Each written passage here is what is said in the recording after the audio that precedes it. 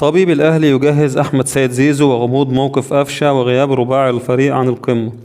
وضع الجهاز الطبي لفريق الأهلي بقيادة الدكتور أحمد جاب الله برنامجا مكثفا لتجهيز أحمد مصطفى زيزو لاعب الفريق الأول بالنادي لمواجهة الزمالك المقررة إقامتها الاثنين المقبل ضمن منافسات مسابقة الدوري المصري. ويعاني أحمد سيد زيزو من شد قوي في العضلة الضامة وهو ما أبعده عن مواجهة سيراميكا وحرس الحدود، لكنه يسابق الزمن للحاق بمباراة القمة بعد خوض التدريبات على فترتين صباحا ومساء تحت إشراف طبيب الفريق. وأكد الجهاز الطبي غياب رباعي الفريق الأحمر محمد شكري وكريم فؤاد وأشرف داري وإمام عاشور عن مباراة القمة، بينما لا يزال موقف محمد مجدي قفشة وزيزو غامضا في حين سيكون محمد علي بن رمضان جاهزا للقمة. حرص عماد النحاس المدير الفني للفريق على عقد جلسة مع لاعبيه تضمنت شرح خريطة الاستعداد لمواجهة الزمالك وتدريب الفريق يوميا باستاد مختار التتش، على أن يتم إعلان اللاعبين اليوم بالموقف من دخول معسكر مغلق مبكر. كما يبحث عماد النحاس المدير الفني المؤقت للأهلي عن حل أزمة الظهير الأيسر التي يعاني منها الفريق في لقاء القمة المرتقب المقرر له 8 مساء يوم الاثنين المقبل في الجولة التاسعة من بطولة الدوري الممتاز.